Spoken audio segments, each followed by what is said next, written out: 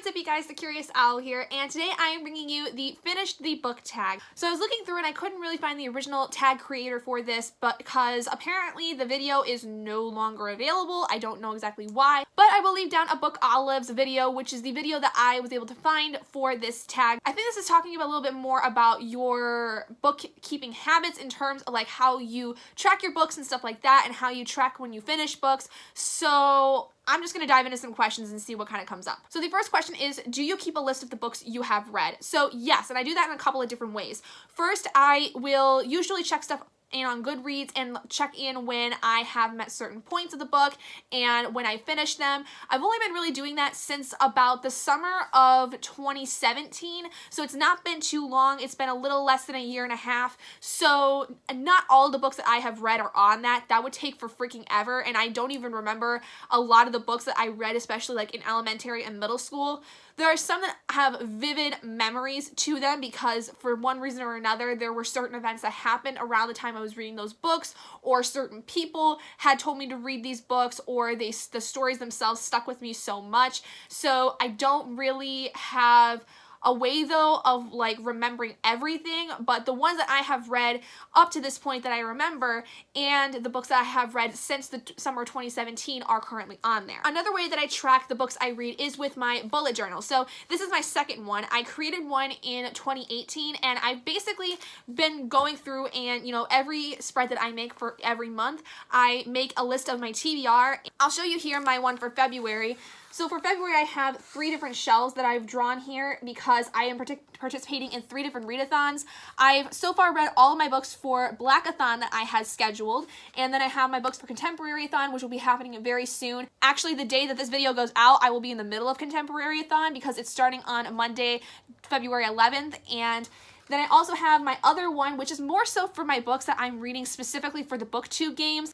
And basically, they're just books that aren't going to be specifically for Contemporaryathon or Blackathon. So this is kind of my other shelf. And I will usually change up the way that these look over the course of the months. But typically what I will do is doing the bullet journal stack, which I will show you from my January bullet journal. So this was all the books that I read in January. And as each book was finished, I added one to the pile. And yeah, that was kind of how I tracked it that month, but this is the one I typically will do, but I thought that for differentiation's sake, I would do something different for February and would make a lot more sense considering that I had 17 books on this TBR. Along with that, in each spread, I will also, you know, have my pages read page that I have, and I also have a whole ratings page where I list the book that I finished and the author and the rating that I gave for that book. So there's a couple different ways throughout the bullet journal that I actually do it, but ultimately this is the second and only other way that I really will track the books I read during the month. Question 2 is, if you record stats, what stats do you record? This is actually going back to my bullet journal. A lot of my stat stuff is recorded in my bullet journal because I think that it's the best way for me to keep track of how many pages I read, things of that nature.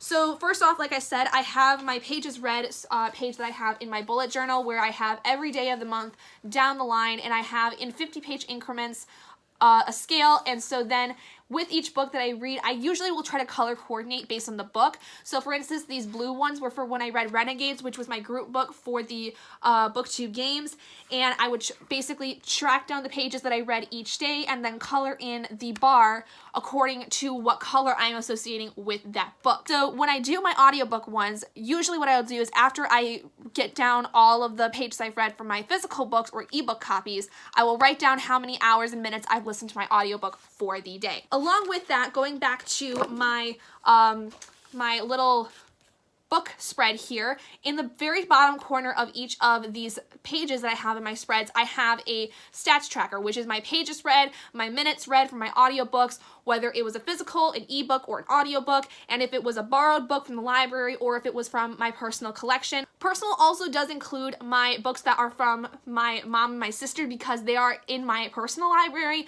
but they're not specifically mine. I just think of them as personal because they are actually in the house and they are owned by either myself or one of my family members. Question 3 is, do you give star ratings for books? And if so, what do you score books out of and how do you come about this score? So yes, I do give star ratings. I will usually give them within the reviews that I do if I'm recording them, or I will always leave a star in my bullet journal. I'll leave a star rating on here and on Goodreads.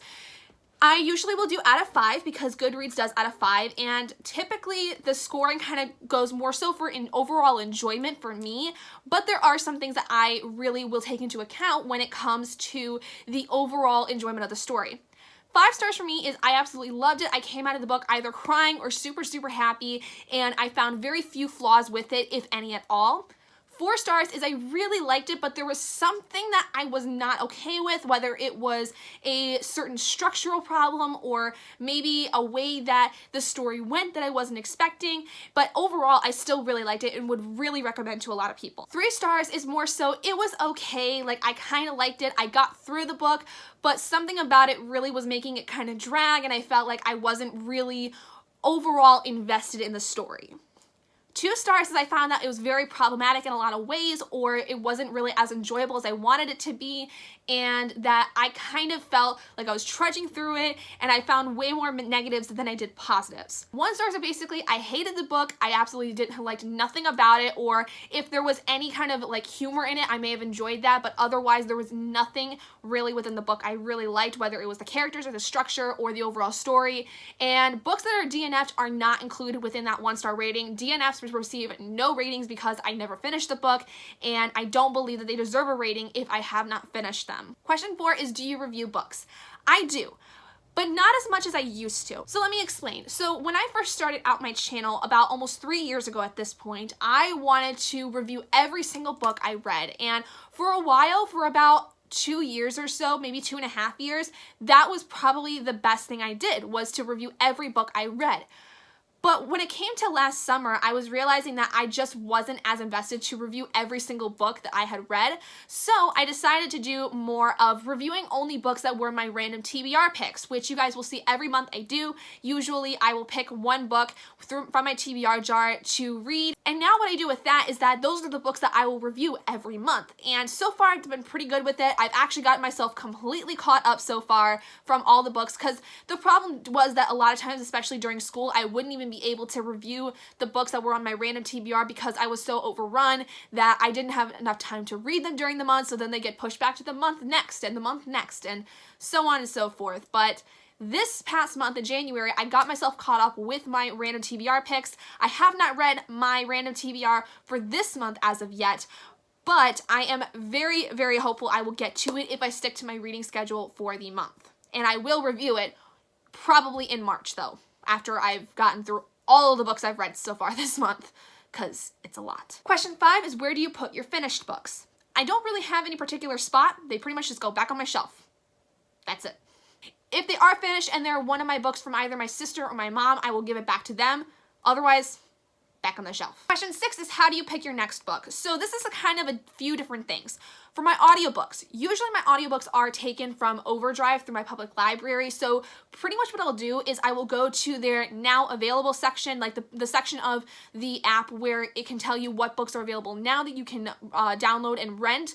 And pretty much the first one that either I've seen a lot of or I'm familiar with the title and I'm interested in will be the book I pick for my audiobook for the month. As far as my other books, now this depends on a couple different things. Either if it's a reread, I will read the next book in the series, which I think in March I will actually be starting my next reread series, which I've been wanting to do since I finished the Beautiful Creatures series, but because of school and trying to graduate and all these things, I just put it off and then haven't really gotten back to it. Otherwise, I usually will either pick from my TBR jar, which is back here behind my nice little sign here, and then sometimes if it's a book that I am reading for a specific readathon, I will pick it to fit a challenge.